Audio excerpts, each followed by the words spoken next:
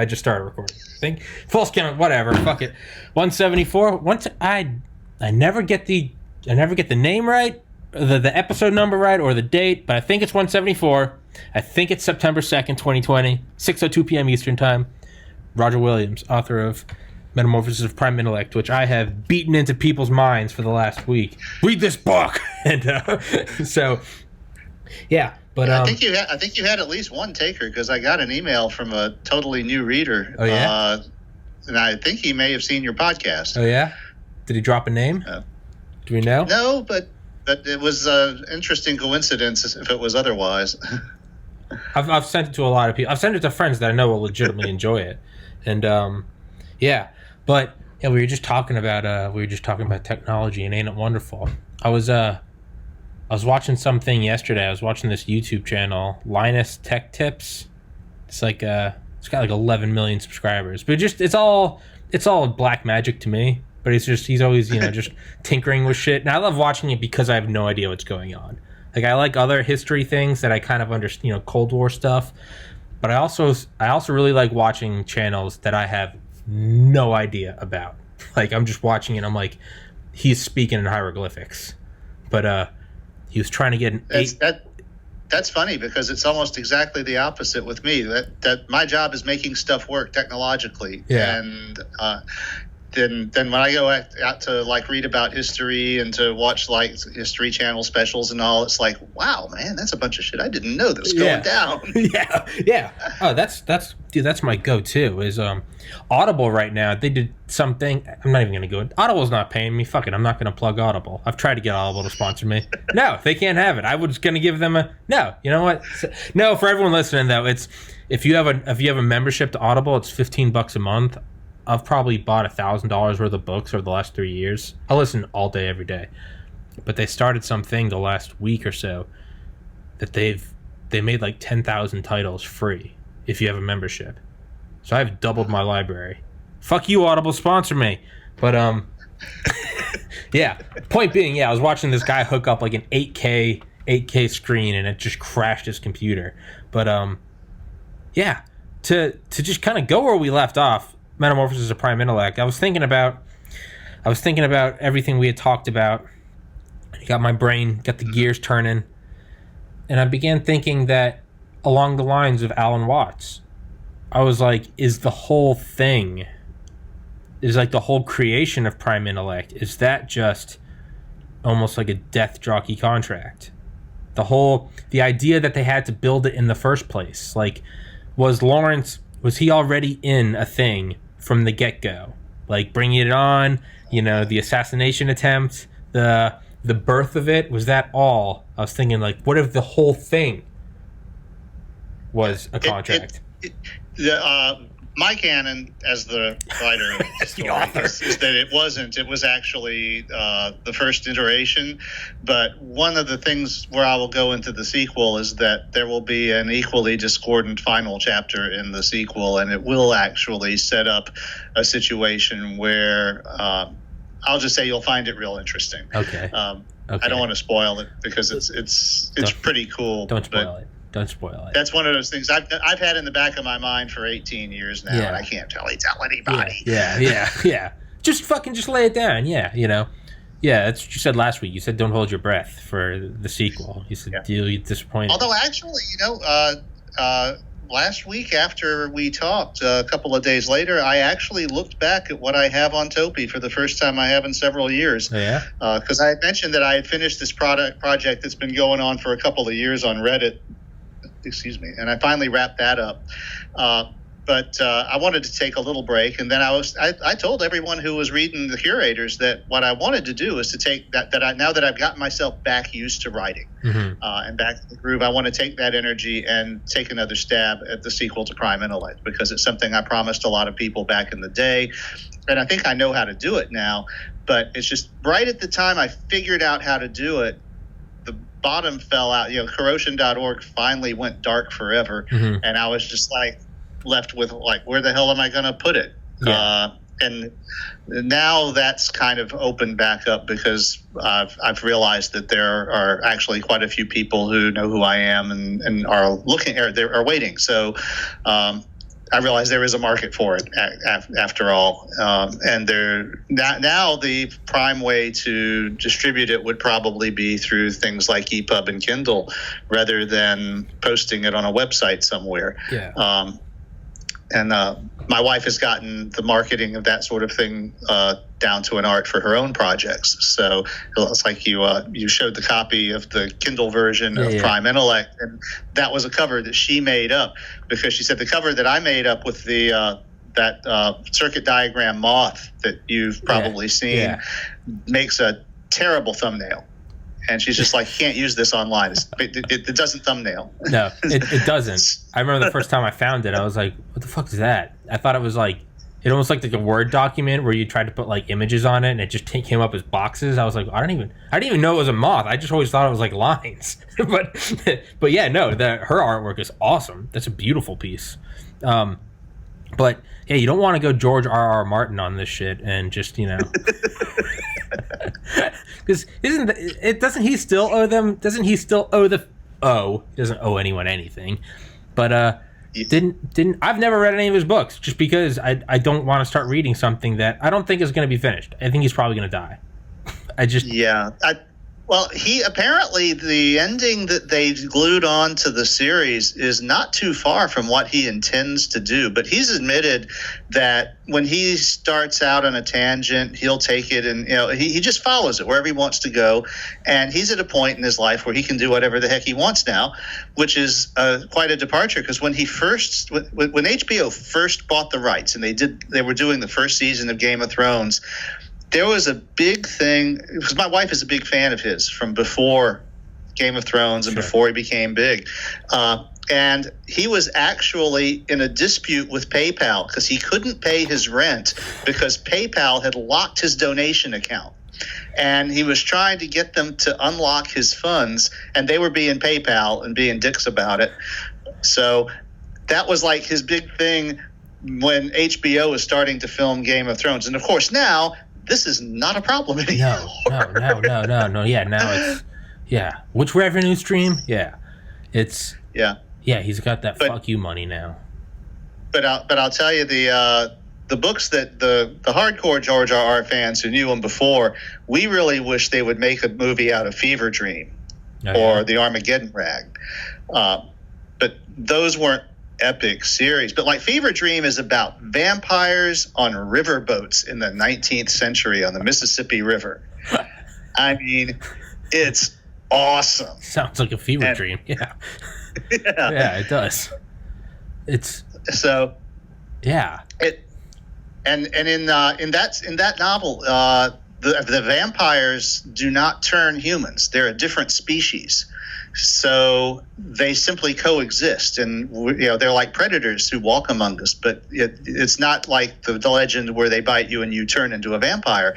But he has the vampires, some of them that are on the evil side of things, using this to enslave humans by promising, if you be my loyal helper and help me out and do stuff for me in the daytime, then when the time is ripe, I'll turn you. Yeah. And these poor saps are going along with it, thinking they're going to live forever, and it's like, ha ha ha. It was just like it's all full of stuff like that, because Martin just does a good job on stuff like that. I mean, it's like, if you had beings like this, they would totally do shit like that. Yeah.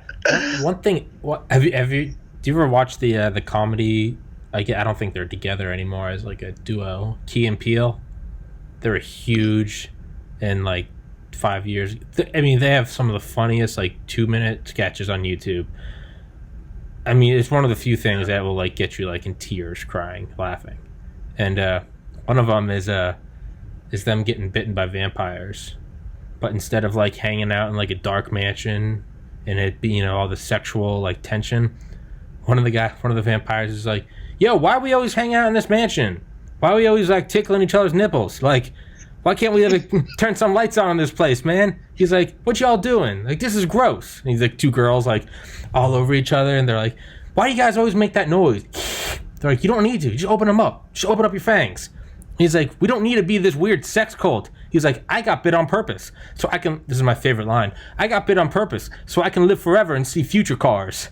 And just like, And like later on, he was like, I mean, what will they be? Will they be self-driving? Will they all be maglev? Like, I don't know, but that's why I got bit. I want my goddamn flying cars, even if I have to get bit by a vampire. Yeah, but it's my favorite. It's like my favorite comedy line. I got bit on purpose so I can live forever and see future cars.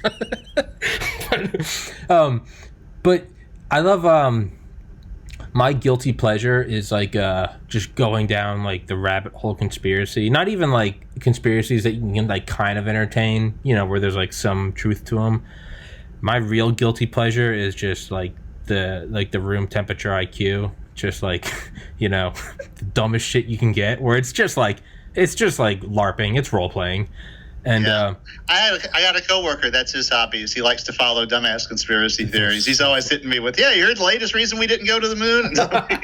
But that's the way to go. You can't embrace it and be like, this is real. The way to go is to just admit that this is your guilty pleasure.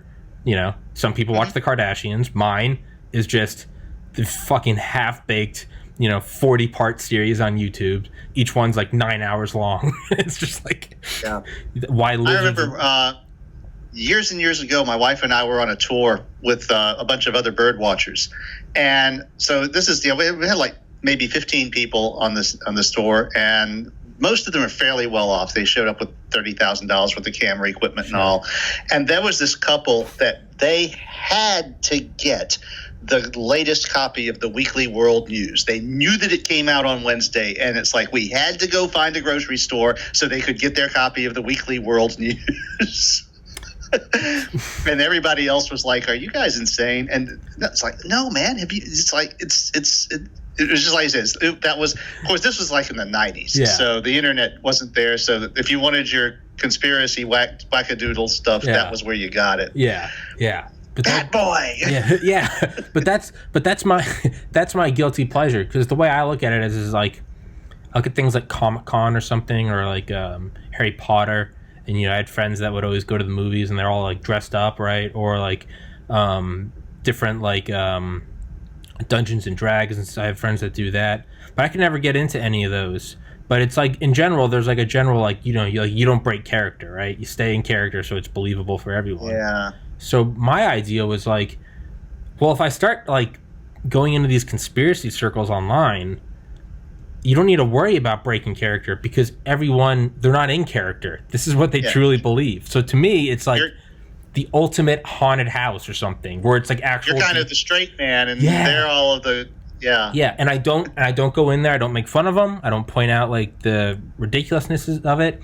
I just go on, and you know, I put on my mask, and I'm like, I'm gonna play along. But it's great because no one ever breaks, because there's no character to break. Is what they really believe. So to me, it's like the ultimate role playing. So you go into these like forums and shit, or subreddits, where it's like the lizard people are in the Hollow Earth, and you can just go in, and it's just like, and it's fantastic. It's like the best writing ever, because no one's writing it as like, I need to develop this story. They actually think they're uncovering this conspiracy. So it's like no one breaks character. It's super in depth. There's like a passionate thing about it, and it's not even, you can read. You can message people, and they'll give you the down low on what they think's going on. It is. That's why I don't have Netflix, is because I have found my own entertainment. You know, not even like the digestible conspiracies. You know, what crashed at Roswell in 1947. You know, Gulf of Tonkin, where you kind of play, you know, money fixating, big banks. But that's all. You know, that's not crazy enough. You really want to buckle up, and you go in and you're like, all right, the lizard people have harnessed free energy, and they're sucking the souls out of our children, and they're here from the Draco star system. And it's like, fuck yeah, get my popcorn. Let's do this, bitch. And it's great because the canon is always growing, because it's all based on real life. So it's like, Elon wants to go to Mars. This is really why. So there's always a new episode. It's every day. It's real life. There's a new episode. Something's coronavirus. Is it just a pandemic, or is it the Greys trying to get us off the planet? And it's like, fuck yes. There's no shortage of information. If you think rationally, then you're an outcast. They kick you out. So it's just like, the game never stops. It's always updated. It has a essentially limitless writing team. It's endless.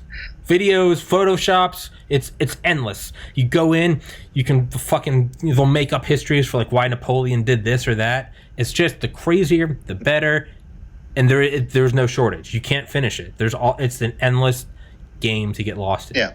And the whole thing is that the handful of people who have a particular theory like that now can find one another over the internet and feed off of one another, and it just blows up. Yes. And then if you're like me, you can get your movie ticket for free. You just go into one of these forums and just look around, and it's just like, it's amazing. It's amazing. If you break character, it doesn't matter. No one else is going to, because this is what they believe, and it's awesome. It's fucking awesome. It's the best entertainment. Now, I mean, a little crazy. So it's like having a free pass to P.T. Barnum's museum. Yes. It's Six Flags is open 24/7, and but to everyone else, it isn't even a ride. But to you, you're like, fuck yeah, like let's go on this. Like, please tell me why George Bush is a reptile. Like, let's do it. Fucking balls deep. Let's go. But the idea that I like from it, every once in a while you'll come across an idea that's kind of nifty.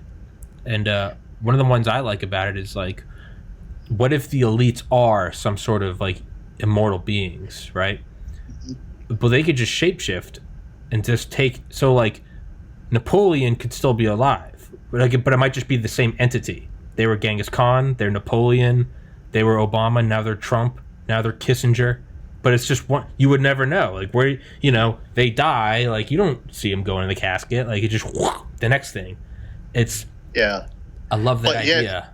It's funny because one of Philip K. Dick's short stories that they haven't actually made into a movie yet, can you imagine, is set in a dystopic future with, the usual, authoritarian regime and everything.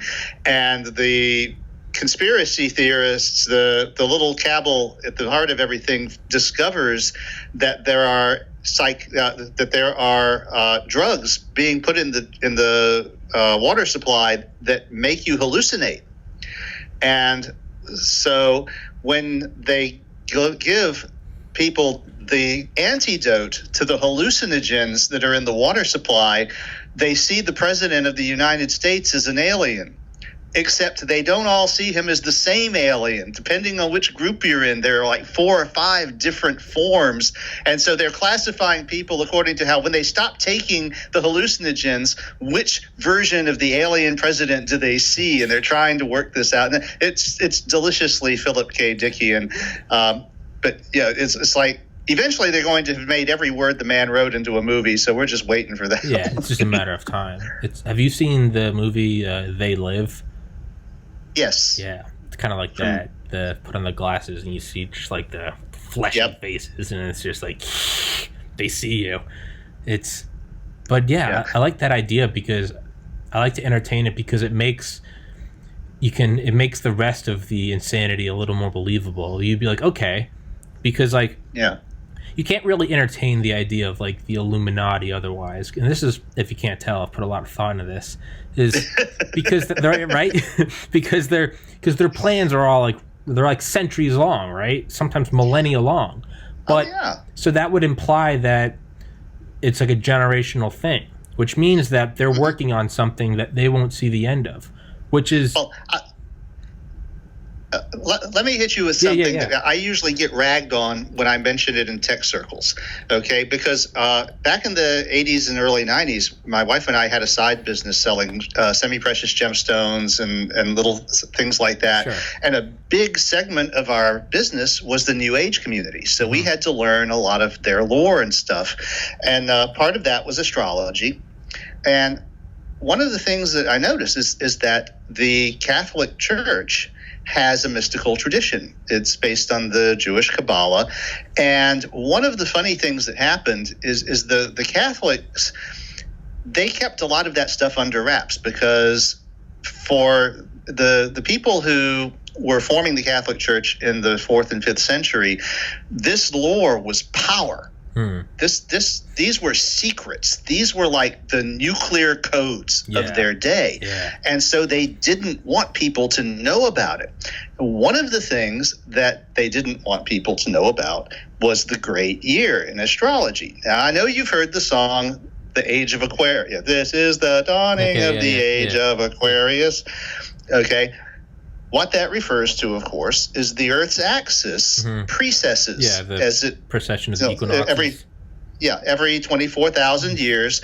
At any given time, the North Pole is nodding toward one of the zodiacal constellations. And this changes about every 2,000 years.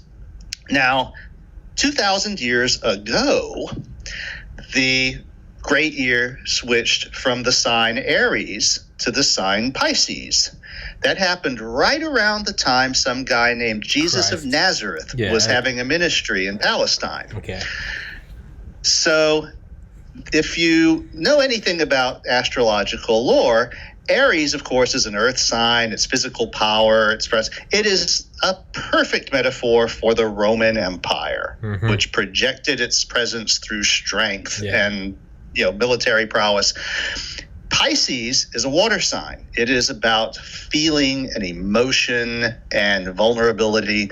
And Pisces is actually a good descriptor for a certain religion that came about at that time, because it's all about your God getting crucified and dying for your sins and being forgiven. And all of these are very waterish type ideas.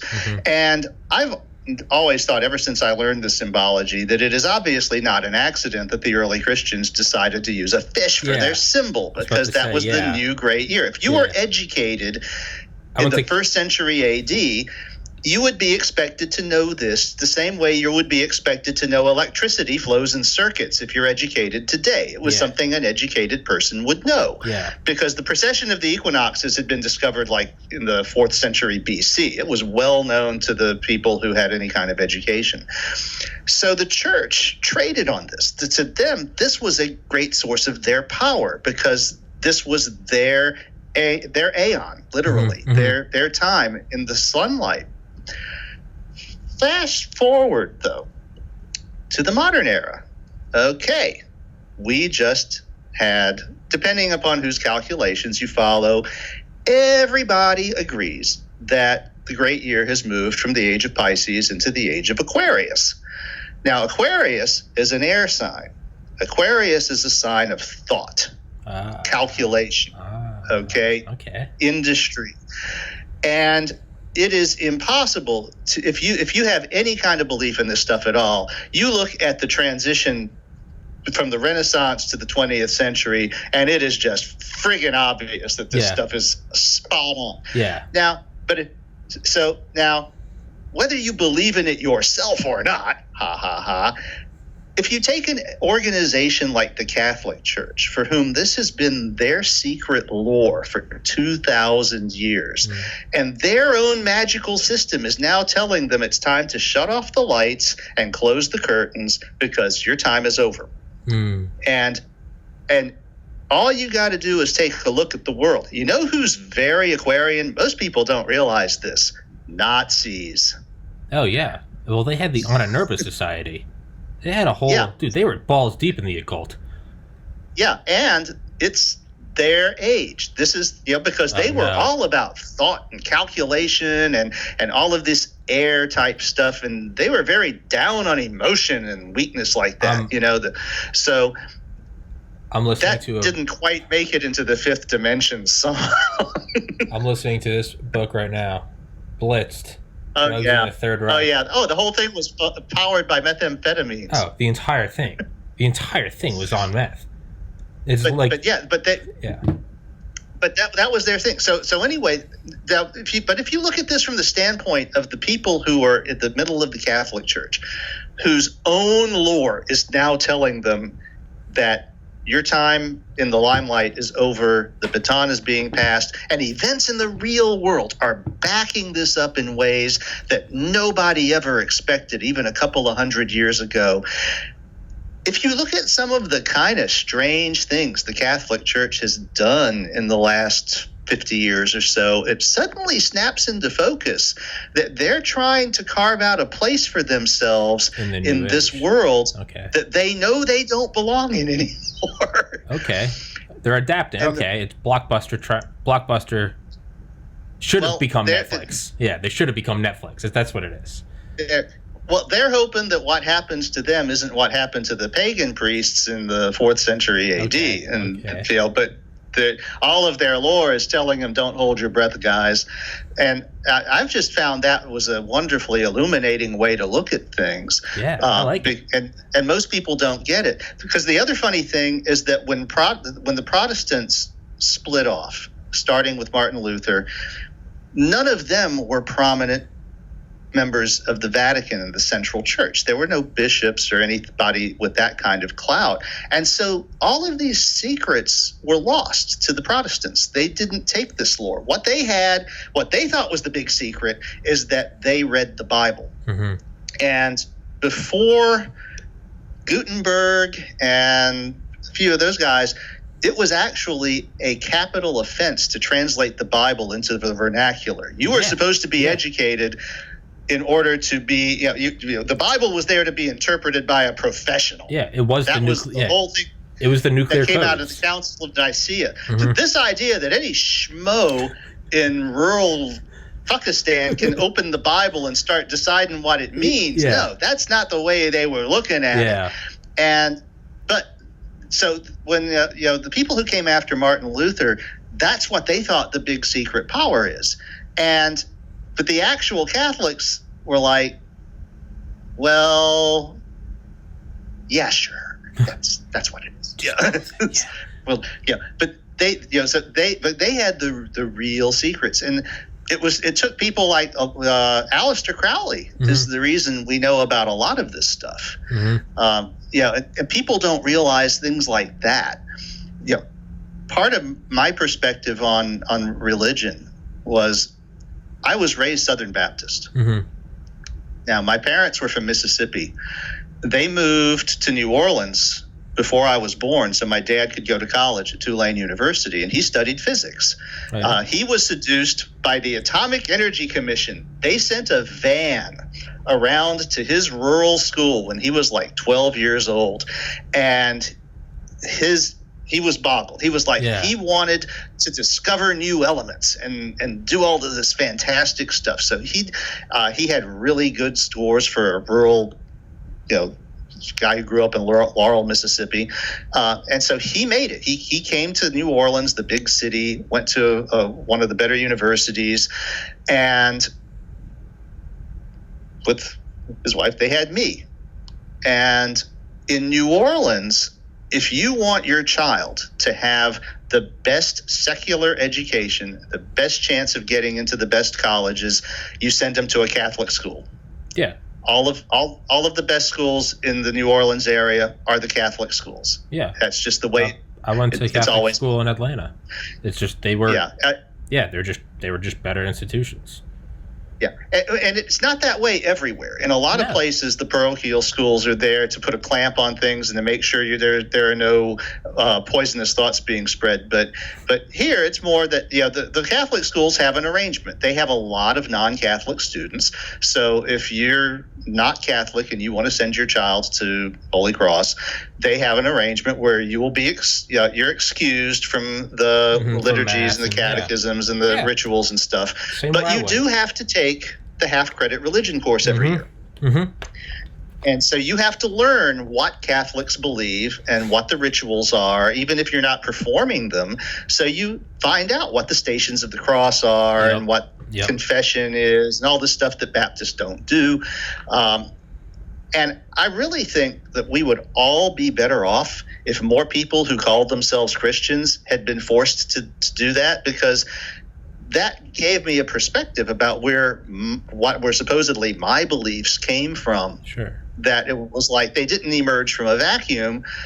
They didn't emerge straight from the pages of the Bible. There were some human beings doing some interpretation there. Mm-hmm. And that set the stage for when they did the survey of world religions when I was in 11th grade, and it all just imploded. It was like I couldn't do the double think anymore. Religions of the World, 1005. Yeah. And I'm like, so we had to learn what Buddhists believe, what Hindus believe, what Japanese Shintoists believe, and all. And I'm just like, wait a minute. Yeah. If I had been born in India, I would believe this just as fervently as I was taught to believe that. Start thinking. And it's just like, wait a minute. This is this is a bunch of guys sitting around deciding this sounds cool. Yeah. Right. Yeah. And but yeah, and so that gets you. For one thing, it's like you are with the conspiracy. It's like it opens you up more to. You're more open to other beliefs because you're not taking any of them quite so seriously, Sure. and you start to see how things are connected. Now, my dad, who's probably going to watch this, remains a devout Christian. He's also a physicist who taught physics for decades, and he believes that things like evolution and geological time are the tools that God obviously used to create a universe in the form he wanted to see. Sure. And why would he lie about it? That doesn't make any sense. And it's a very sensible way to look at that. Yeah. But oh my God, some of the people we used to go to church with are just like, They went off the edge of the flat Earth years ago. Yeah. Dude, one of my smartest friends is he's a physician now. He's a devout Catholic. But he's like, to me, it doesn't infringe on like science at all. He's like, I just look at it as like the language of God. He's like, it's just because you can, or it's like what Alan Watts said. He's like, science explains like how. It doesn't explain why, but explains how. Yeah. He's like, it doesn't. Well, you notice the Catholic Church has been a lot more open to that in the last few years too. I wonder why. Adapt or die. Yeah, adapt or die, man. Adapt or die. You gotta. It's Doesn't the Catholic Church have like a telescope, and the acronym is Lucifer? Yeah. Yeah. I don't know about that, but they do have an observatory at the Vatican. I'm pretty sure I don't think that's even a conspiracy. I think that's just like a head scratcher. Let's see. They do a number of things that most people wouldn't understand. Does the large utility camera and integral field unit for extragalactic research, Lucifer? Somebody was having they changed it to They changed it to Lucy. Yeah, but that doesn't have anything to do with anything I was talking about. But I don't know why I just went into that. But it's I that's another thing I like about like conspiracies. Is it Voltaire that said he had to find out who's in power, simply find out who you can't criticize. That was one of his good ones. But another one, I think it was Voltaire. He said, like, the sign of intelligence is the willingness and ability to entertain an idea without necessarily believing it. So not to say, entertain an idea. You think the earth is hollow. I don't believe that. I have a biology degree. I took all the science courses. I have 12 years of private schooling before college. But sure, like I will open my mind because I do think that is a valuable thing. Tell me why you think this makes sense. Yeah, I do think that is a valuable thing to open your mind and say, because that allows you to take it in and go, all right, no, I don't believe that. But okay, but that also keeps it open to other things. So whereas you might keep it open and let me hear your argument for why the earth is hollow or why lizard people run the world. Okay, I don't like it. But that also that there is a value in that tool of keeping open to say, maybe let me hear what this candidate is saying, or let me hear what this, I'm on a date with this woman, let's see where this goes. Who knows, maybe you find your lifelong love because you decided to open up a little more, and next thing you know, you're like, wow, and you're just with that person for 50 years. Or you take on this politics or philosophy, or let's say you're an investor, very real world, like, let's open my mind and see what this new company has to say. Next thing you know, there's your next billionaire. So there is value in keeping the mind open and, keeping your email inbox open. You don't have to respond to all of them. You don't have to, but. Well, you need a garbage filter, but it's at the same point, you don't want to hide your address from everybody. Don't soda straw, because then you're only taking in what you want to see. And now you're just as bad as the people who are telling you that, God damn it, the earth is flat. It's, you're just as bad. If you isolate yourself on a little island of belief, that doesn't do anyone any good. But yeah, Or it doesn't have to be serious. You can just go and read stupid conspiracies like I do, which I love. Full circle. That's the idea I love about like these eternal, immortal elites. Is to me that makes a little more sense for the lore, because right. So this group has been around for thousands of years, right? The ones that controlled Egypt are the ones that are controlling COVID, and it's because if you don't have like an immortal being, what you have to have is it's a generational project or scheme. Well, if it's a generational project or scheme, that means these people are clearly working on something and putting chess pieces into place that they know they will not see the end of, which is fine. That there's like the quote, "A society goes great when men plant trees whose shade they know they will not sit under." But that's the antithesis of a supposed Illuminati group, right? A bunch of psychopathic narcissists. The last thing they're going to do is set up a system for their kids and their grandkids. No, that's kind of the situation that Robert Anton Wilson set up in the Illuminatus trilogy, which is considered to be like the grand masterpiece of conspiracy theory fiction.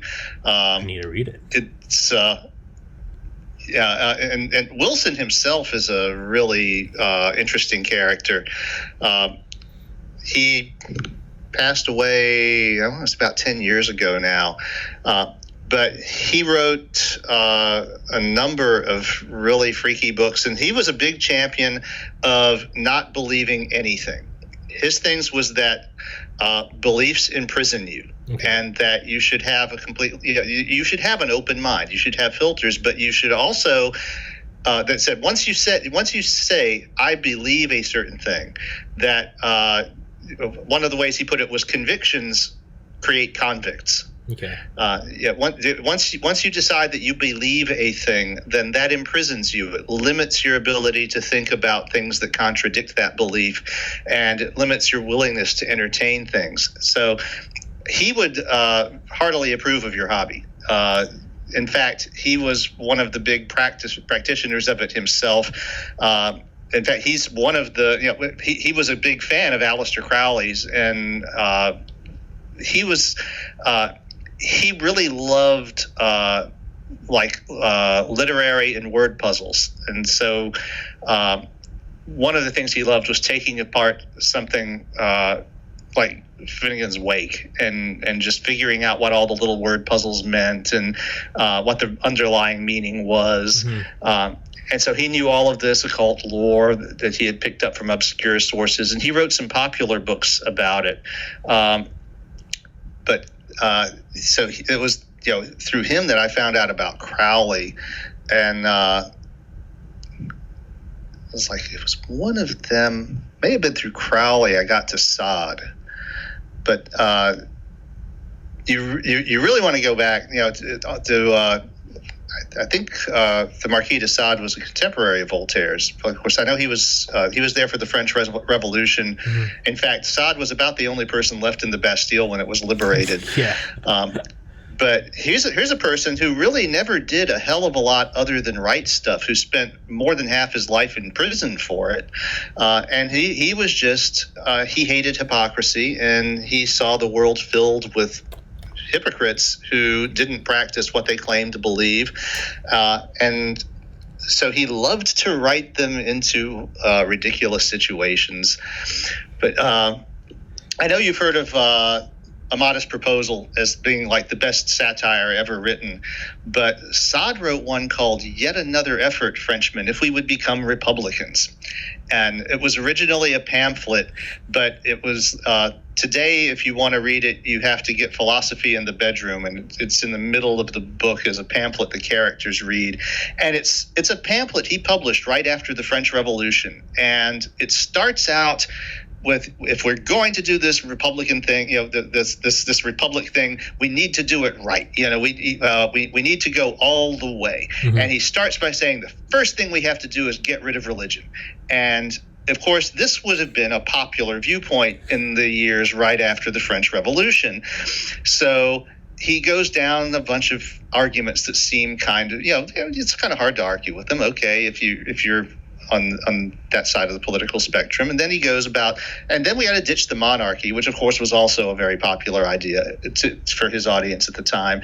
But then he starts going about how we need to legalize theft, because what is theft but a man taking advantage of his natural capability to enrich himself because someone else wasn't paying attention? I mean, this is a natural thing. People are going to do it. Why make it illegal? Yeah. And he goes down, and the next thing he's in the next few pages, he's arguing that we need to legalize rape and then murder. And to this day, there are people who argue about whether he was being serious or not because he's a Martina Sans. But but I always think about like cheating in like sports. I think that's part of the game. I think steroids, I think that's part of the game. Are you smart enough to? Yeah. Are you dumb enough to be like, I'm not going to take anything? Or it's like, you're going for the Super Bowl.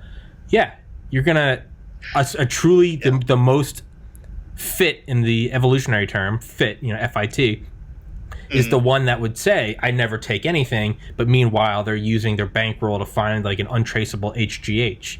That is the most fit player. The most fit player is the one that lies on one face and then they do it in the background. Cheating is just part of the game. If you get caught, there's a severe penalty, Well, and part of it is that we don't want to admit to ourselves as a society that this is our version of the gladiatorial games. Yeah. They did a survey of professional athletes a long time ago. It may have even been back in the 80s, but I remember it well, where they asked a bunch of professional athletes if there was a drug that would, with total certainty, make you a champion, that would make you number one in your field if you took it, but it would also kill you within 5 years. Would you take it? And some ridiculous, like 80% of them said yes. Yeah, I would take that. I would do that. Yeah, and that's one of the. It's like we have this elaborate fiction that things like NFL football aren't us sitting there watching people killing themselves. They are. Whereas even if you discount the concussion thing, an NFL football player's life expectancy is like 20 years less than the rest of us. Oh yeah, even without concussions, just that constant jerking motion. They retire at 40 and they're a wreck. Yeah, they can't walk, they can't think. It's gladiators. MMA, just beating each other's heads in with elbows. But that's kind of the payoff, though, is like you're going to die, but it's like we're all going to die. Do you want to, I made it to 80, but I can't walk, I'm incontinent, and I don't know who I am? Or it's like you die at 40, but goddamn, you get to go out the champion. Yeah, and everyone was watching me on TV. Yeah, and I'm, you're going to die. At least they got to experience like Valhalla while they lived. Yeah. Is that better? I don't know. I don't know. Is it better to live till 90 and just die slowly? Or is it better to, you go out at, you're 27, but you go out as Kurt Cobain or Avicii or Jimi Hendrix. You're immortal. Yeah. You're Kobe, right? I don't know. I don't know. One of my coworkers who just hit 40 said that when he was younger, his byline was live fast, live hard, and leave a pretty corpse. And he said about the time he started to get close to 40, he realized that wasn't working so well for him anymore. Yeah. Well, that's the kind of the duality of it. Is it's a great mindset, but you have to have it while you're young. It's like you got to embrace that while you're young. If you just so happen to live through it, you're getting into. Yeah, it's now like I'm 30. Now I'm like, okay. Every culture has had its niche for people like that. Yeah. And it's kind of silly that we try to deny that that's a thing. Yeah. It's, live fast, die young. I'm trying to connect to my phone. Internet just got a little fucky, but it's not, whatever. But yeah, it is. But there's like an odd romanticism to it though, right? Like who was it, Mac Miller, that died a couple of years ago? Young rapper, 27. There's a lot of romanticism to it. Worth $50 million, baller. He's like a young Eminem, and you're gone before you're 30. The infection is starting to do the thing you were worried about. Yeah, damn. Hold on. Let's see. Hotspot. Come on, you stupid fucking phone. Hotspot, personal hotspot. Let's see. Set up. Well, we made it almost an hour. No, we will not die. God damn it. Don't die on me. Why isn't it working? Normally it lets me set it up. Hotspot. Just fucking do it. God damn it. Just fucking... Can you hear me? Are we good right now? Roger? The screen resolution just changed. Are we good? No?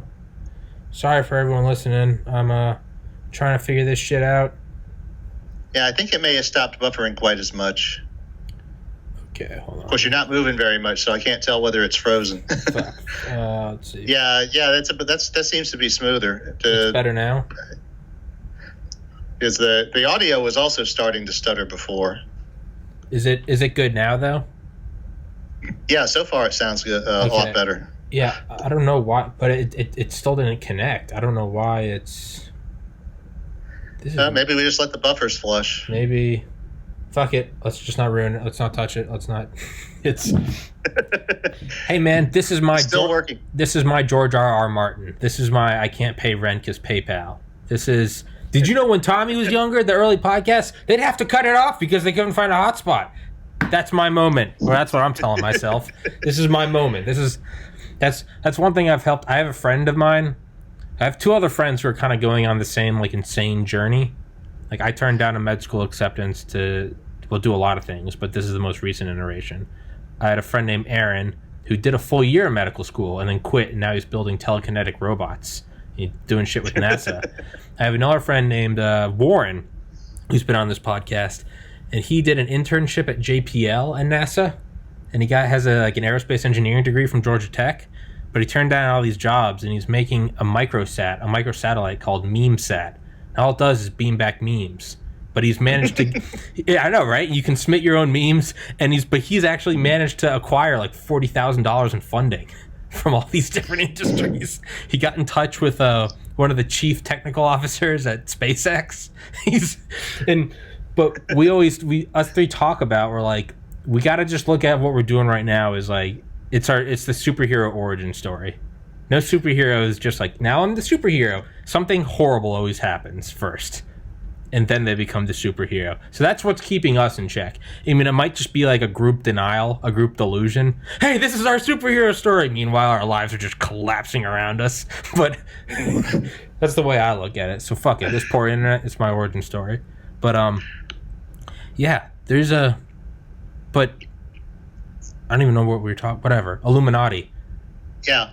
If you could live forever, you would have people that set up 1,000-year plans, right? Slow, because China has a 100-year plan. They have a 100-year plan to pass the U.S. by 2049, and it's slow, it's meticulous, decade-long moves, just moving the chess pieces. Well, if you think about it, too, the Egyptians had kind of that viewpoint when they're building pyramids and sarcophagi and doing mummies and stuff like that. In fact, my dad is taking an online or a video course right now on Egyptian hieroglyphics, and he pointed out that to the ancient Egyptians that the surest way to be immortal was to be a scribe, because you would live as long as anything you had written. And said they might steal a mummy from your tomb, but if you were a scribe, then as long as your writing survived, then your mark was on the world. You had a presence. That is true. In a sense, if you put anything online now, if you broadcast anything, in a sense you're eternal, because aren't the radio frequencies, aren't they just going out at the speed of the light from Earth? Mm-hmm. Like right now, Hitler's speeches are 85 light years away. Yeah, I too saw the opening credits to Contact. Fuck you.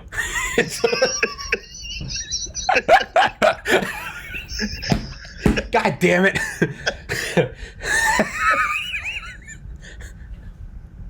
And as soon as I said it, you knew. Roger 1, Tommy 0. Touche, sir. Point.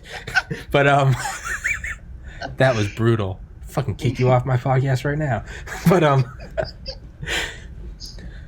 yeah, every once in a while I get one in. Yeah, hey, you got to get them when you can, man. You got to. He saw the opening and he took it. It's Jurassic Park. Yeah, you know what they say about old age and skill versus youth and idealism or whatever it is. It's although I got a lot of room to talk. I'm still a glorified service technician, so hey. You know. It's like the Jurassic Park line is, son of a bitch did it. That crazy son of a bitch did it.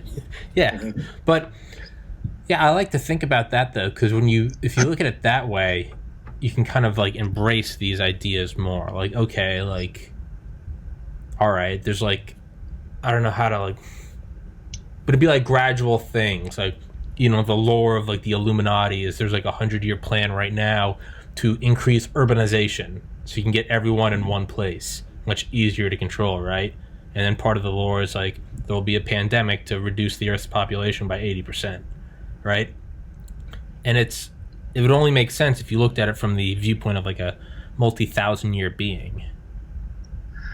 Yeah. Well, of course, part of it is that even in a time scale of 100 years, we're crap at planning for the future. So, I mean, even if you lived longer than, you know, what did you do? There was a guy named Tom Rainbow who wrote for Isaac Asimov's science fiction magazine in the 80s, and he generally did nonfiction articles. He was one of the very first people who had a graduate degree in physics and was going for an MD on top of that, so that he could study the way that physical systems and the biological systems acted like physical systems. Mm-hmm. That kind of interdisciplinary thing is more common nowadays, but then he was like at the vanguard of it, and he wrote this article on superintelligence. And what was funny is it was Isaac Asimov's science fiction magazine, and the illustrator illustrated the story with a photorealistic likeness of Dr. Asimov himself, about which there was a letter to the editors from Asimov in the next issue.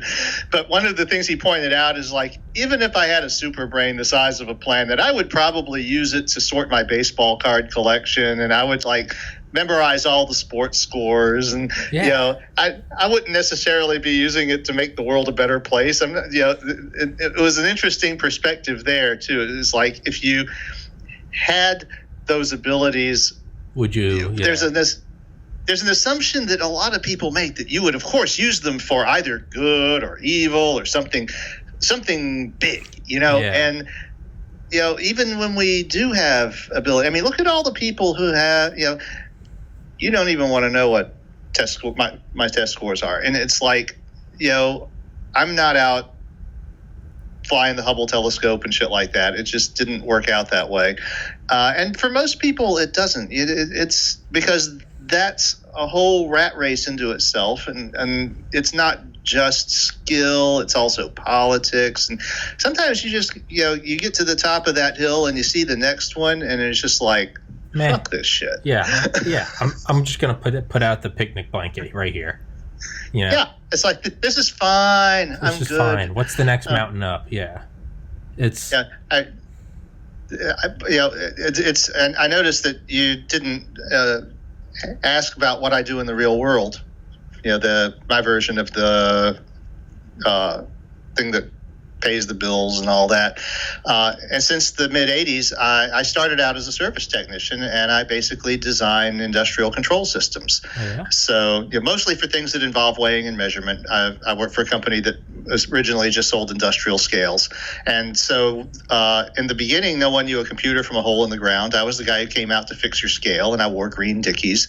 And over time, the fact that I could program computers became more and more useful, and my job description morphed. And today, I'm the guy they come to. If we got a customer, he wants to weigh trucks in and out, and he needs to collect some data, and he needs to generate a report and send it to his mainframe. And so I figure out how to make all that work, pick the equipment, write the software that's necessary. But I'm a one-man shop. I don't do enterprise stuff and the big databases and all. I'll do front ends for them, or someone else tells me we want to import a file with some data in it, and I'll give it to them. But I'm there doing like the actual machinery. Mm-hmm. You know, if you're filling bags, or you're doing batches to do recipes in a food plant where you're doing stuff that, you know, has different ingredients that people are going to buy that you're going to cook later in another part of the process. And so I do the systems that do things like that. Mm-hmm. You know, and it's not sexy and glamorous, and I'm not changing the world. But on the other hand, it is a near certainty that you have eaten something that was passed over a machine that I programmed. At one point, almost every catfish sold in the United States went across a sorting machine that I would have designed. It's little things like that are also the grease that makes the world work. Yeah. If you didn't have those things, then the people like Lawrence building the seed AI of the Singularity wouldn't be anywhere. No. Where's he without the guy that's registering the lithographic masks for the chip forming process? Yeah. Well, what you said is it's also the little things that kind of grease the world. I wouldn't say it's also. I would say it's almost entirely. Like, you have some movers and shakers every century, but I mean, the vast majority of it is Elon's got a lot of great ideas. He's not operating the crane inside of a Tesla factory. I would say it's okay. I can talk into this and I can find guests. I have no idea how to build a computer, and even those that designed it have no idea how to refine the ore the fucking the compounds, the polycarbonates that are melted together, and how to make the keys and the neon lights in the background, and how to get the right dyes. And I have no idea how to do that. It's like right now. Nowadays, they don't even know how all the software works. No. I mean, there's so many pieces written by so many different people and entities that have to work together. And when they don't, for some reason, there's nobody that you can go to say, well, oh, yeah, sure, this is the problem with this API over here. I mean, I'm doing crap like that all day long. And, it's a lot. Half of my job, I say the bane of my life is other people's software. It's like if I never had to deal with anyone else's software, my job would be so much easier. Yeah. Because you're not just figuring out how the computer works. You're figuring out what this other guy did, who maybe didn't have such a good idea how the computer works and didn't do something the way you would have done it. Yeah. And you've got to figure out how he did the thing that's not acting the way you want, and how to work around it and get it to do what you actually want it to do, if you even can. So. Yeah, that's an interesting thing too, is that as the world gets more complicated, so much of our industry is being diverted to bullshit like that. Yeah. Because stuff it used to be that, the Commodore 64 and the Apple II, and those machines were essentially designed by a few people. And they could all walk into each other's offices and discuss their ideas and make sure everything was working together.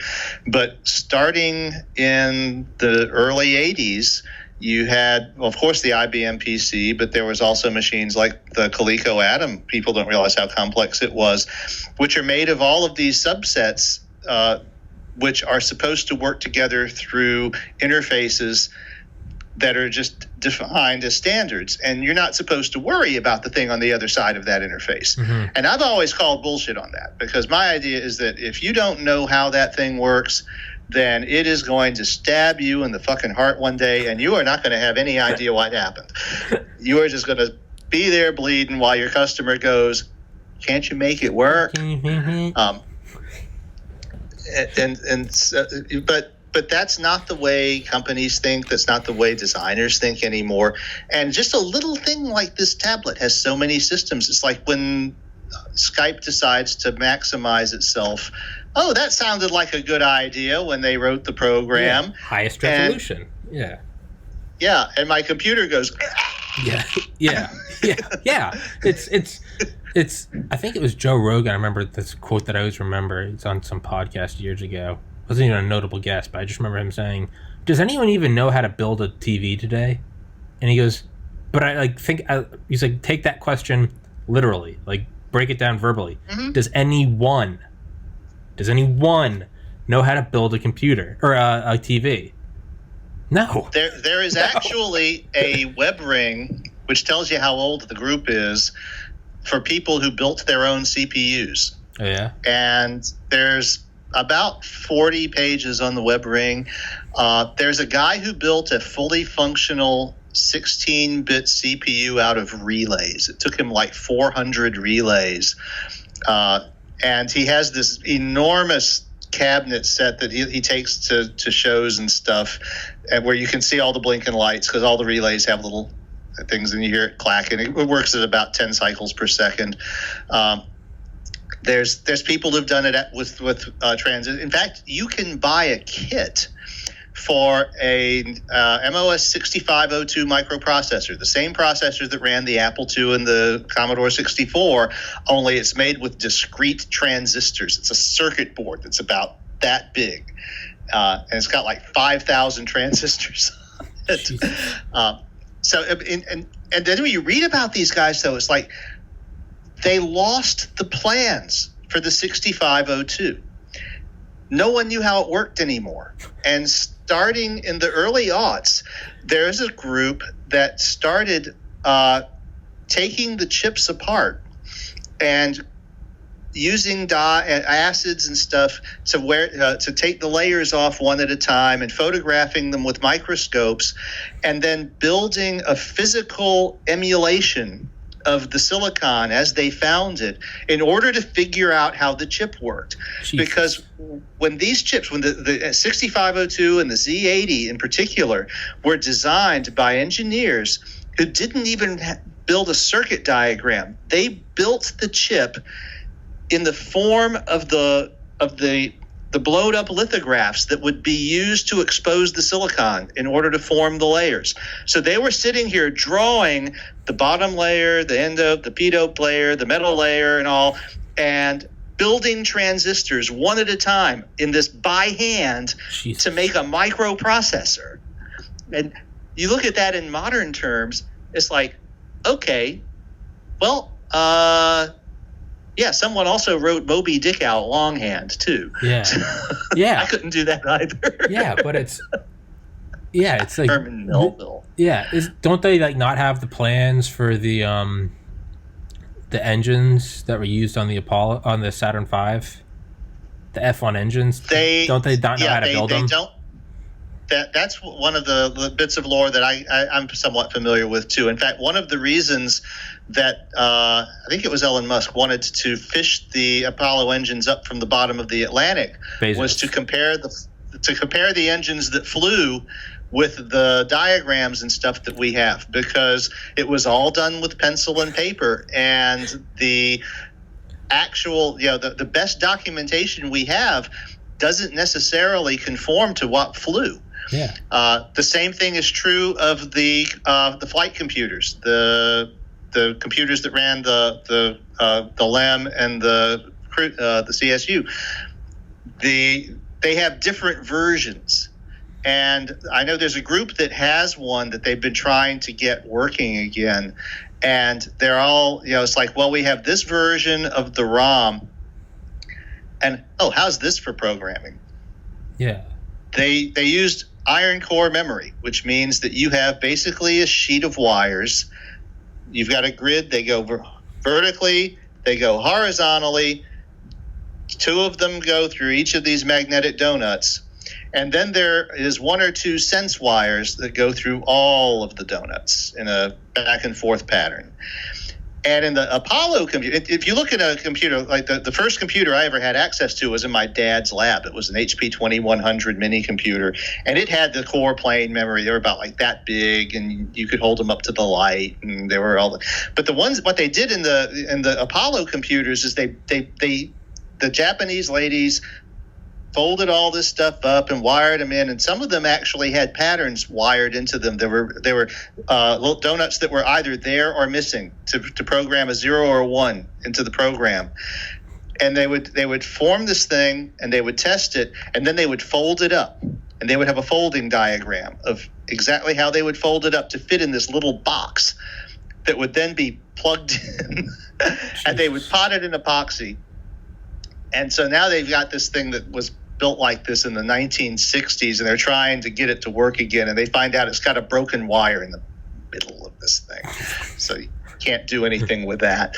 But then they've got they've got the lot 1 and the lot 2, and there's a person named Fran Blanche who has a YouTube channel who has been doing a lot of reconstruction on Apollo stuff. She's got a lot of tech stuff. she's also a male to female trans, which is another interesting aspect. But she's done a lot of stuff with NASA and some of the classic stuff, and she's vlogged it. But that was one of the things was figuring out exactly how, like, the display unit, the DISCI, worked. So everybody and their brother and their dog has done a DISCI. You just put in a bunch of LEDs and everything, but they didn't have LEDs in 1968. Mm-hmm. So the DISCI units that actually flew are electroluminescent. I don't know if you've ever seen these night lights that are just like this greenish flat thing that glow when you plug it in. Well, that's electroluminescent. They take about 100 volts to glow with that greenish glow. Mm-hmm. And that's how the DISCI display that actually flew in Apollo worked. And the problem is they didn't have transistors in 1968 that could switch 100 volts. So they were driven by relays. And they had this module that was like, the size of maybe a softball, that was just packed with relays. And that was the driver for the electroluminescent segments of the DISCI display. And one of the things Fran wanted to do was to actually build a faithful replica that worked the same way as the actual flight hardware. And to do this, she actually went to NASA, and they let her take apart some of the stuff that's in storage to do archival work on it and everything. And it's fascinating the lengths that they had to go through to do stuff that we completely take for granted today. The lengths that they went to, it's like they sucked up the entire world's supply of integrated circuits for 5 years. When this was the hot new product in the late 60s and early 70s, and ordinary industry couldn't get them. I remember when all of a sudden, like in 1973, you could go to Radio Shack and buy an integrated circuit. And before it was stuff that you just read. And the reason was that NASA had been buying all of them. There was a summer in the 60s where like you couldn't get bug spray or something. And it was because that was it was one of the compounds used to make the flight or make the fuel for the U-2 spy plane. Maybe it was the 50s. There was a summer where you couldn't get it because they're up in the number, they're up in the frequency of flights, and they needed all of it. It's just no bug spray. Sorry, sucks to suck. We got to spy on the commies. It's got to keep the titanium lubricated or whatever it was. Yeah.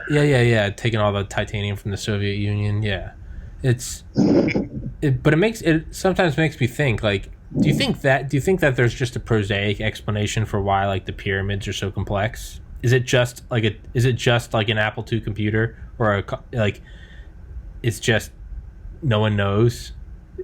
Well, they know some things about it. It's like they know there was a point in time where the Egyptians learned to build steeper pyramids, and there's actually a pyramid that starts with one slope and finishes with a shallower slope because it was about to collapse. And then there's a guy whose name that they know because the Egyptians made him a god who figured out how to build what they call the modern pyramids. And so it's like there are hieroglyphs that show this guy, and that tell the story about how he taught us how to make real pyramids that are good. So it's like they know that the Egyptians actually had a technology. But the funny thing there is the relationship that the ancients had to technology is so different than ours, because they had, in some senses, they had very advanced things. It's like you had the Greeks had rudimentary steam engines and other things that might have pointed the way toward more advanced technology, and they considered them curiosities. They weren't worth, they used them to open a temple door or something. Yeah. But as far as using it to actually do meaningful work in an industrial type of way simply didn't occur to them. That's not what this stuff is for. And that's strikingly how things went. One of the reasons we don't have any idea how a lot of the great Roman architectural and engineering works were done is that the Romans considered writing to be sacred, because let's face it, if you write something down, you're immortal. They got that from the Egyptians. Yeah. And so these assholes that are building us an aqueduct, they don't need that. It's like they hand their knowledge down from in an oral tradition, and that was fine until their empire fell and all that knowledge was lost. Yeah. And so now we look at these things and go, how the hell did they know how many pipes to put in this siphon? And it's like we can guess at it, but there was once a whole robust infrastructure there of how to build domes and aqueducts and all this stuff, and it wasn't considered worthy of being memorialized in a robust way. And of course, today we have a fetish for writing everything down. Yeah. But that really didn't exist until the Renaissance. That whole tradition of publication and the scientific method and all didn't exist before the 17th century for the most part. And so you had a lot of innovative stuff going on. Michael Crichton wrote an essay about how he wrote his time travel story, which is on the tip of my tongue. But he pointed out, he had his people going back to the 14th century because it was a very interesting time. A lot of interesting things were happening. People were coming up with new designs to power mills, and they were coming up with new war machines. And one of the things that I happened to mention in the curators is that the aliens are doing a study of human technology because it's so different from everyone else's. And I had one of the aliens mention that a lot of your people seem to think that it was war machines that drove your technology, but it was really the fact that you need cloth. Because one of the things I have in the story is that aliens none of the aliens wear clothes. That's a human fetish. And so because humans needed so much cloth, we developed these intricate looms and these machines for creating massive amounts of high quality cloth, and no one else in the galaxy has this stuff. That really, if you look at it, we were making cloth by advanced industrial techniques when we were still making guns by hand as handicrafts. The interchangeable parts were they didn't come along till the American method of manufacture, and that was in the late 1700s. So you had, but meanwhile you got people doing punch card looms to make patterns. Yeah. So that was a whole thing, and but again, what's sex? It's you think about, we're gonna storm this castle and we're gonna defend this thing and we're gonna be killing people and it's no, the real high tech is over at the mill where they're making some really fine pitched 300 count sheets. They're making some great robes over there. It's like that quote. Yeah, war is the engine of progress. But it's actually, no, it was wardrobe is the engine of progress. You left out drobe. It's a simple mistake. But yeah. But I always think of that as these weird things that are, it's was it Marshall McLuhan? The humans are the sex organs of the machine world. It's a weird thing. It does kind of seem like we're bringing in almost like prime intellect. You don't just create prime intellect. There's 100 years leading up to it of computers, silicon, electricity, batteries. It seems or another way of looking at it is the caterpillar doesn't know what it's doing when it's forming the cocoon. It's right now we are quite literally wrapping the world in fiber optics and copper and Well, it's as Carolyn tells Lawrence at the beginning of chapter 8, look around. You're not going to be building any self-aware computers here. Yeah. It's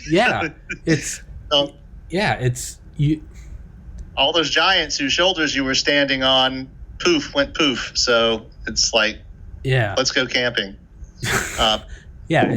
you can only do so much. But when you look at it that way, it's almost kind of weird at like how unintelligent we are. You realize you're not necessarily more intelligent than Bob from 1400, but there's a school structure, there's pen and paper, there's like TV, there's audiobooks, but like you personally, like you're the same Homo sapien. You're not some elite. Yeah. No, you got more fertile ground. There's one of the points that I made in one of the side essays. When I published it, I had 4 side essays about the background of the story. And I pointed out that primitive technology doesn't have an end game. It's an endless procession of things that you make and wear out and use up. So you make a bowl, but you're making it out of leather or out of grass or whatever. It's not going to last forever, and you don't expect it to. If you make an atlatl, or if you make a bow and arrow, or you make arrows, you make any of these tools, you use them up, you've got to be able to make more. And they also require skill. So you spend your time to learn how to use them, how to hunt successfully, but then you get old and you can't do it anymore. So what do you spend your senescent years doing? Telling Junior how to do it. Yeah. And so you don't reach an end game where you've made this thing and everyone can sit back and smoke a cigar and go, okay, that's done.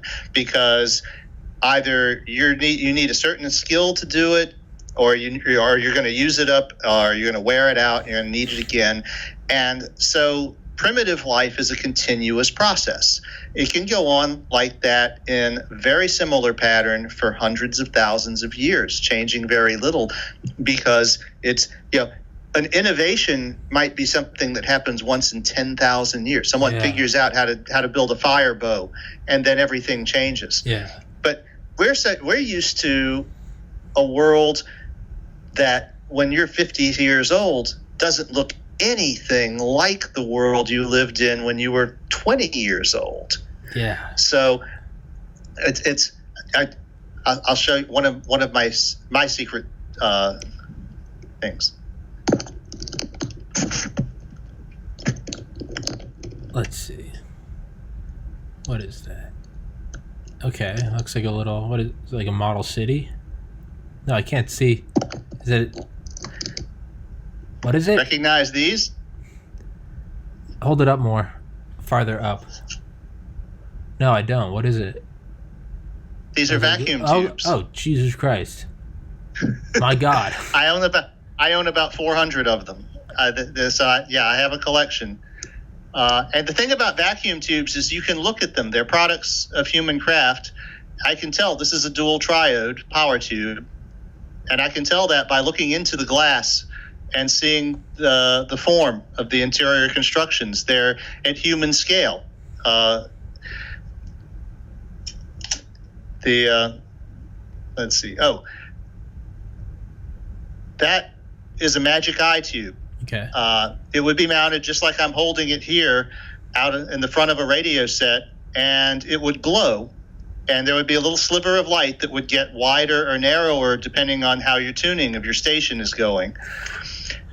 And all of these things, there used to be, when I first was learning electronics, there were transistors, but they were very rare and esoteric and not very good, really. They couldn't switch high voltages. They couldn't handle large currents. They couldn't handle high-speed signals. So these glass things were in everything. If you owned a television set in the late 60s, it would, you know that sign on the back of your TV set that says no user serviceable parts inside? Mm-hmm. The reason that's there is there used to be user serviceable parts inside your TV set. If it went out, you would open it up and there would be about a dozen of these things in a typical television set. And you would take them, you would remember where they were plugged in, and you would haul them all down to the drugstore where they would have a tube tester. Mm-hmm. And you would look at the number and program it into the thing and plug it into the tube tester, and it would tell you whether the tube was within spec or not. And if you found a bad one, you would go to the counter, and a typical drugstore would have a collection of new tubes behind the counter for people who are doing this. And if it was really unusual, you might have to order it. But for the most part, there was probably about 150 models of tube that were most consumer electronics were based on at any given time. That changed a little over the years. In the late going, you had these guys. This is called a miniature tube, and you can see it's got a glass base with the metal pins just sticking straight out of the glass, and it's very small. In fact, this is a triple triode. Okay. It actually contains 3 amplifying elements in this small glass envelope, as opposed to, I don't have any of the real awkward large ones here. Okay. This is a beam pentode. This was the tube that would be in your television set to make the beam go back and forth horizontally, which took a lot of current at 15 kilohertz. And a lot of people built ham radio transmitters with these as the final output tube. So I don't have any of the more interesting ones. I have a couple of transmitting tubes, but they're in the living room. But yeah, that's my little vice there. Some people collect.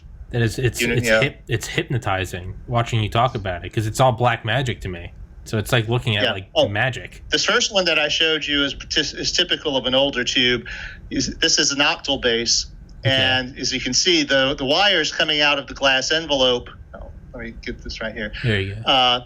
They go into these formed pins, and they're soldered. So this is an older style that would have been more typical in the late 40s, early 50s.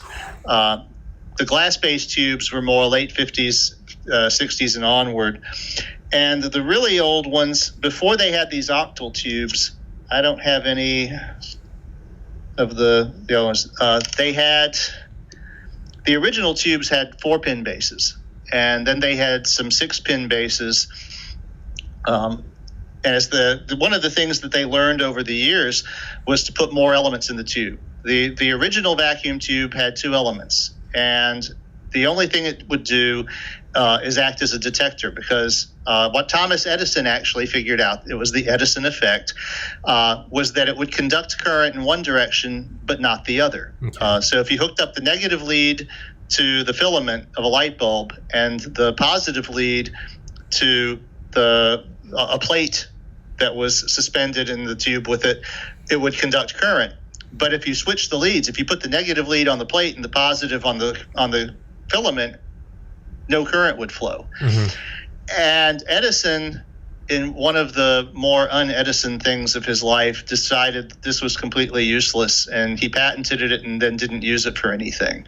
And it was, I want to say, I don't think it was it wasn't Marconi, might have been Armstrong, who figured out that it would make a much better radio detector than the crystals that they were using, which were all finicky and all. But like when the Titanic sank, it had glass tube detectors. But in the early days, in the late teens, early 20s, they had what they called bright emitters. It was literally like a light bulb. It burned huge amounts of current and lit up the Radio Shack, because in order to get enough current to flow, you had to get that tungsten filament really hot. And in the early 20s, they learned to make what they call dull emitters. They coated the filament with thorium, and that caused it to make plenty of electrons at lower temperatures, so they didn't have to burn as hot. And that was the beginning of home electronics. That was really when it became practical to have a radio in your house, which was an unheard of thing before 1922 or so. That whole history of the early thing, really, I find it fascinating, because you gotta realize, it's like there are people walking around today who remember this time. It's like they remember Dad taking a battery to the auto shop to charge it so that they could come home and listen to the radio. Because that was how it was powered. My ex-girlfriend, her grandfather passed away in 2015 at 100 years old, and he remembers when they put in like power lines and electricity, and it's just Yeah. He was 30 when World War II ended. And it's just like, and he was lucid up until the end. So it was just crazy talking to him, because it wasn't like, kind of like, like you're, cognitively declined, or it's very like, his physical systems were going, but like you'd sit there and talk to him. It was just like talking to you or me. You had to speak up, right? You talked a little slower, but I mean, he was 100% there. I remember it was like he was like watching like the news, and he'd be like comparing them. It wasn't like, what I grew up, Reagan did. He'd talk about, he'd be like, this guy's nothing like Truman, and you'd be like, holy fuck, you actually just, and that wasn't just you actually remember you were 30. It wasn't just like he was my age when he was like, goddamn, the war's over. And then he was like alive, and it was like Snapchat was 2 years old. It was like, I remember hearing somewhere is like this guy talking about his grandmom, and he was like, she was born in like post-Civil War, like Reconstruction South, and her son worked on the lunar lander. Mm-hmm. To me, that is like, hold on, post-Reconstruction, post-Civil War South, and you saw like one small step for man. That has got to be, I mean, what the fuck? My best friend from high school, his father worked on the fuel pumps for the Saturn V, for the main F1 engines. And he was so broken up when the program ended, he fell ill and he died shortly thereafter, and leaving my friend without a father. Damn. But what it is his team practically killed themselves trying to get the next contract after the Apollo program was canceled, and they were trying to get the project for the shuttle, which was the next thing coming, and they didn't get the bid. Yeah. So, but yeah, I remember the moon landing myself. Really? I was about 5 years old. So Jesus. Yeah. So I remember when humans had never walked on the moon, and that's weird. That is insane. My mom was 5'4". She remembers her mom crying because John Kennedy was killed, but she didn't know why. But she says she vividly just remembers her mom crying. Yeah, my wife remembers the Kennedy assassination and the Cuban Missile Crisis. I missed both by about a year. I was not born yet. Yeah, it's my earliest memory. Well, it's not of anything important. I just kind of remember like walking, like pulling like a train on a string. I remember. Let's see. I was in fifth grade. I remember 9/11. I remember 9/11 pretty well, because I loved skyscrapers growing up too. So like that was like a huge thing. That was crushing for me. Whereas everyone else was like, "What are the geopolitical implications?" I was like, "No, you fucking got rid of 110-story buildings, you assholes!" Like, I was like, God damn. You'll appreciate that when I was growing up, The Towering Inferno was one of my favorite movies. Oh, yeah? I was obsessed by it. Yeah. And, didn't they remake one with The Rock, Skyscraper? Yeah. Yeah. It's I'm trying to think. That obviously remember Y2K. I remember like the Bush election. I remember it was like weird because it was like, I remember thinking it was paused. I was like, why is this paused? I didn't know what was going on, but I would remember. Because of the Florida thing. I thought you said the fluoride thing. I was like, no, I wasn't into conspiracies then. It was the fluoride thing. No, yeah, the hanging chads. Florida man. Yeah, Florida man. Yeah, it's. Yeah. What else? Well, you wouldn't have been thinking in terms of something like Windows 95 because you would have been too young to be messing with computers. No, I was 5. I have some memory. I remember our first computer. I remember playing solitaire on it. It was a Dell. I remember we got sent home from school because of Columbine, but that was 99. Yeah, I remember it was like, why did they shoot everyone? I just couldn't. I was like, I still can't comprehend it. But even then, I was like, I remember my 5th grade teacher tried to water down 9/11 for us because she didn't want us to freak out. Which, in hindsight, like I get, you got a bunch of 11-year-olds, but in 5th grade. But she was like, but I remember the way she just. I remember the other teacher told the students that like. planes crashed into the towers. But like she told them what happened, but she said it was over. The attack is over, because at that time it was. And so it was like, okay. Mm-hmm. But I remember my teacher, Miss Woodall, just completely watered it, nerfed it down to the point where it was like, incoherent. She said 2 angry men got in a helicopter and crashed it into the Statue of Liberty and jumped out beforehand. And I remember thinking, what the fuck? That gets about everything wrong. But then I went home and I was like, what? Why are the World Trade Centers on fire? Because like I said, I was into skyscrapers. I was like, you didn't say anything about that. And like, yeah. I remember Timothy McVeigh being put to death, I think. Do you remember Oklahoma City itself?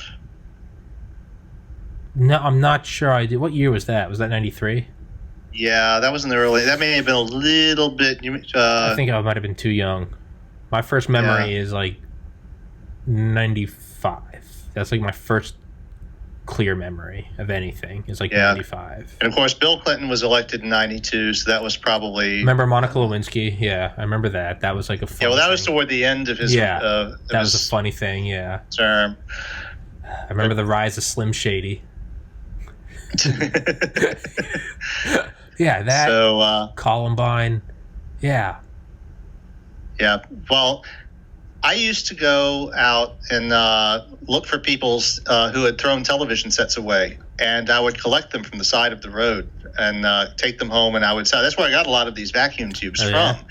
And a lot of people would do that and then use them to build amateur radio rigs or whatever. I can tell you the power transformers from those things would have like a 400-volt coil on them, and even ohming them out with a voltmeter, if you made the mistake of letting the voltmeter separate while your finger was still touching the wire on the transformer, when you released it, it would shock you, because that transformer had so much inductance, and so you learn to be careful about little things like that. My mom never did understand. She was always freaking out that I would electrocute myself or something, and Dad would be trying to mollify her about that.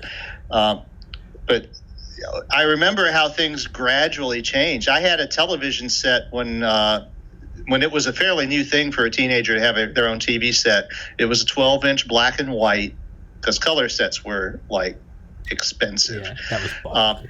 And it was a hybrid. It actually had transistors and vacuum tubes. Nice shit. So it had transistors for the low power stuff, but it had vacuum tubes for the power drivers, for the CRT stuff and the audio output. And so you still had the screws on the back, and you could remove the back, and you'd have the tubes that you would take to K&B and test them. Or I just revealed where I lived there. No. New Orleans lore. We used to have a pharmacy chain called Katz and Bestoff's, K&B. They had a purple logo, and everybody in New Orleans knew them. And in the 80s, they built the second span of the Crescent, what they call the Crescent City Connection, but to me, it's always going to be the Greater New Orleans Mississippi River Bridge. If you look at some period things like movies and stuff from the time, you'll see air shots of New Orleans where the second bridge is half completed. Jesus. And that like nails the time frame of the movie. But anyway, so this being a typical government project, right? They had federal funding. They built the bridge across the river, and they finished the bridge across the river before they realized, well, it's not very useful without approaches. Those are the state's problem. So for a few years, we had this bridge across the river that just ended on either side of the river, and there was nothing leading up to it. So you couldn't like actually get a vehicle up to it or anything. And when they laid out the approaches through downtown New Orleans, one of them went right through the middle of the Katz and Bestoff pharmacy chain's office building. And the K&B management were just like, can't you find something else? And they were like, look, no, man, the engineers have decided this is the optimum route. And they actually sold out rather than deal with this. So they just sold the whole thing to CVS and retired in Jamaica or whatever. Not a bad move. that was one of those things that that was quintessentially New Orleans that ain't there no more. Yeah, there's a local band that has a little folk song called "Ain't Dare No More."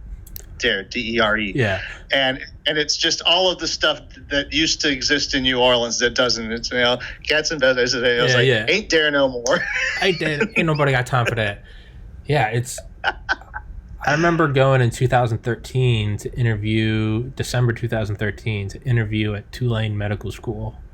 And I remember walking by on like campus to like one of the hospital. They're like built a new hospital, but it was like the hospital that was like completely fucked by Katrina.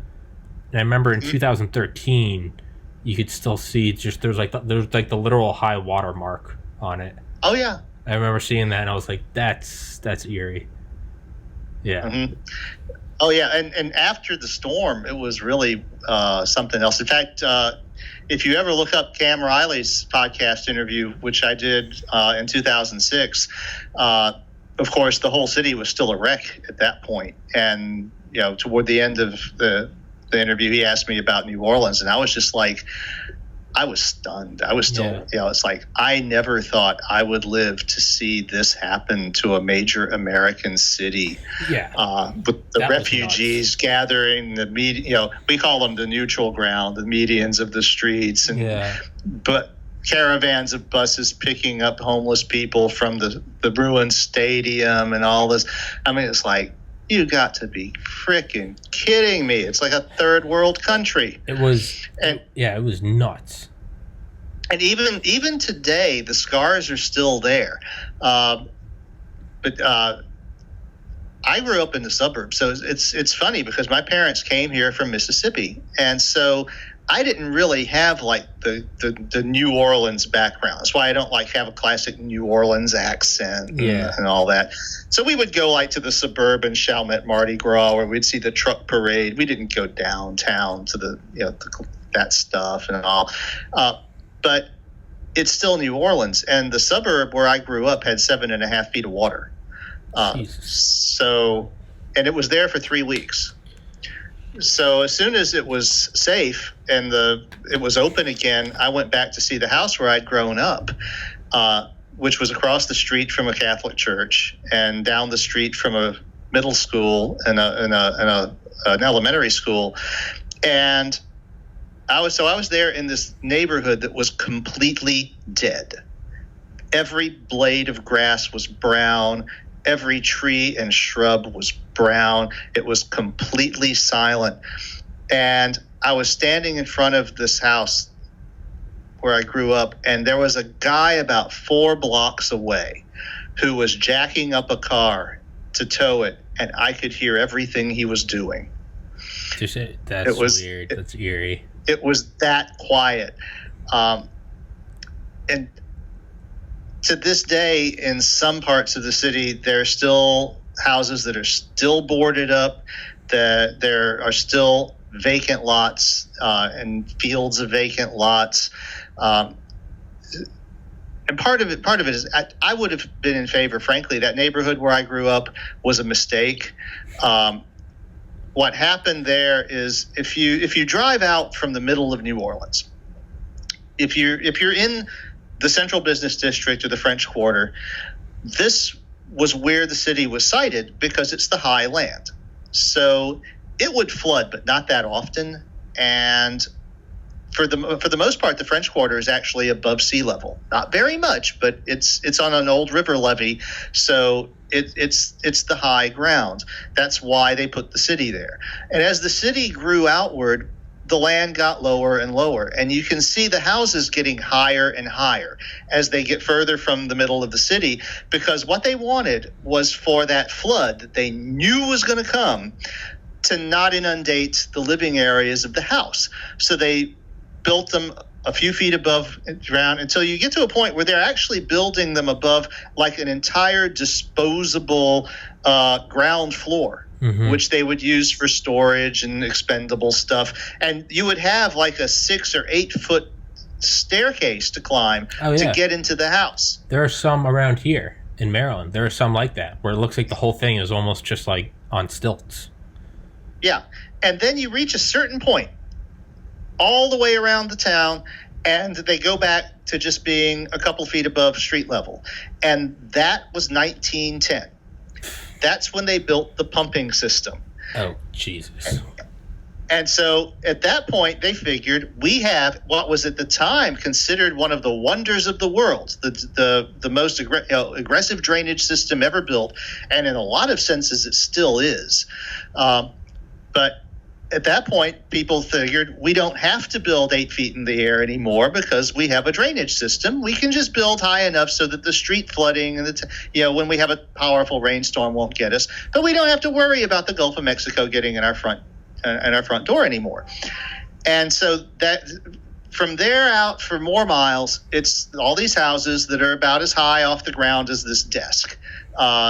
Just high enough so that if the street floods, you don't get it into the house. And then after World War II, a couple of developers came in and decided to build some slab-on-grade subdivisions, which really, if you want to go back and say, here's somebody that was too stupid to live and you should just go back and kill them when they were a baby. The people who decided to build slab-on-grade houses in New Orleans should be near the top of the list. And I grew up in one of those houses. So they built a few of those, and nothing bad happened. Because this was in the 50s, and so they built a few more further out and lower down, and on and la-di-da. So anyway, the house that I grew up in, that house, it did flood when Hurricane Betsy came through, but it only had 3 feet of water. And the water didn't hang around because the drainage system did work. They were able to get the water out. And so it didn't linger, and they just patched up the sheetrock and replaced the furniture. And by the time my parents bought the house a couple of years later, you couldn't tell that it had been through anything like that. Well, karma's going to get you one day, eventually. And so Katrina came along. And the problem that Katrina caused was all these wonderful pumps are in the middle of town. Now, the reason they're in the middle of town is that it wasn't the middle of town when they were built. It was the edge of town. But they kept building the town around them, outward. So that meant the pumps had to pump the water into canals to take the water to Lake Pontchartrain. Well, it was those canals that breached in Katrina. Okay. So we have these wonderful pumps that could pump the water in circles, because you would pump it into the canal and it would go through the breach in the canal and come back, and you could pump it again if you wanted to, but until they could fix the canals, you couldn't pump the water out of the bowl. And so that was when they finally realized we need to spend some money and build some pumps that are actually at the new edge of town at the lake itself. And we've got a project that pumps into the river now and near where I work. But it was like they sat on their hands. Those pumps are so old that they don't use 60 cycle power. They use 25 cycle power, because when they were built in 1910, the electric grid hadn't been standardized yet. So to this day, they need special generating stations to generate the power that the New Orleans drainage system needs for those pumps to operate. Then, of course, when one of those generators goes out, so does the pump that they're feeding, and that's been a problem a few times. Jesus. So it's this combination of just amazing tech that was so far ahead of its time. It's amazing, and then just stupid bonehead shit. Anybody who thought about it for more than 5 minutes should be able to realize is a really bad idea.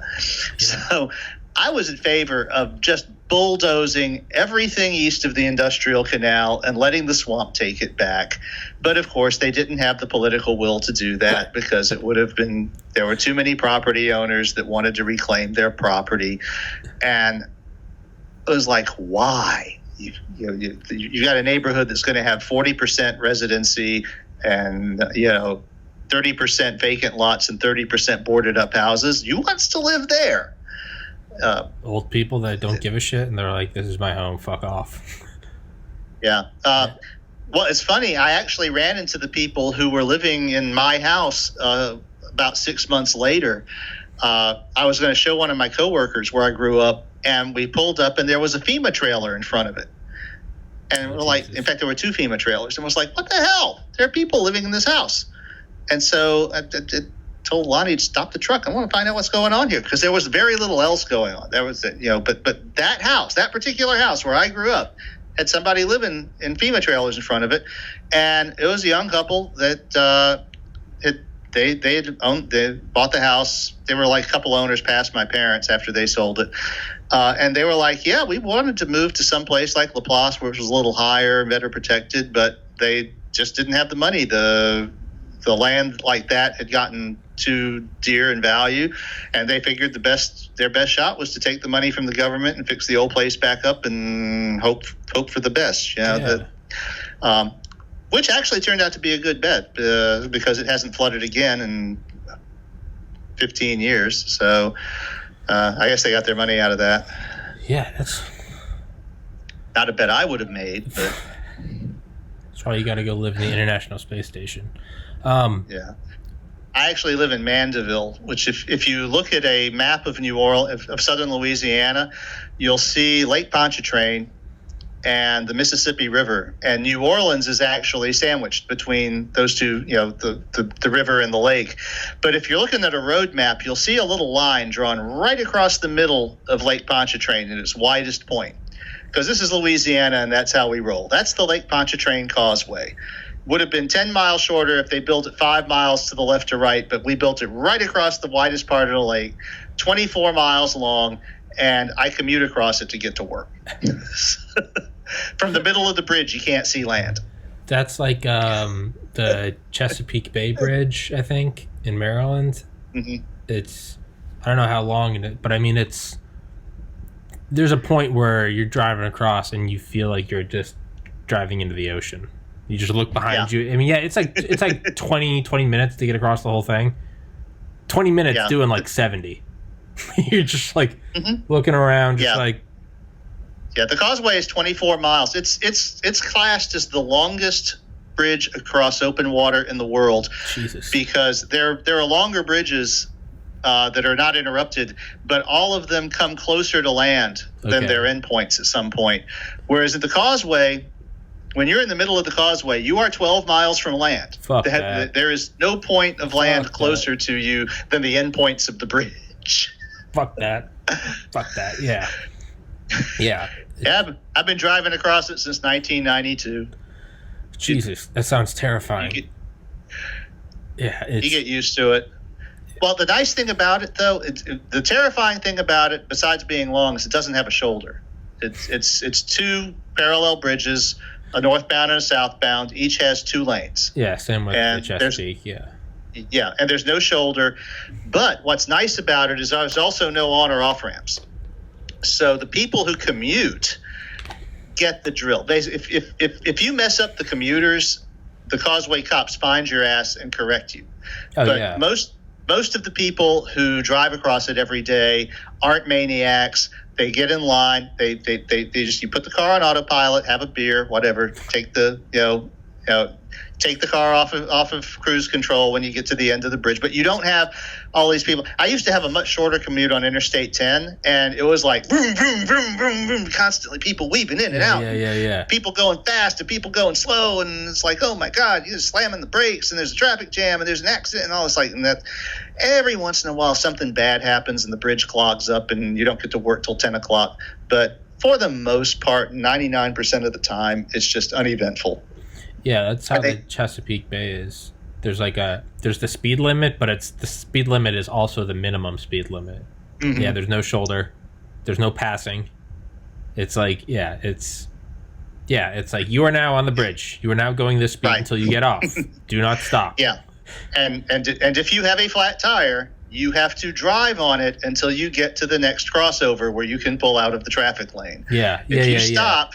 Yeah. When the causeway cop comes behind you, they will tell you to put the car in gear and drive on your flat tire until you get to the crossover.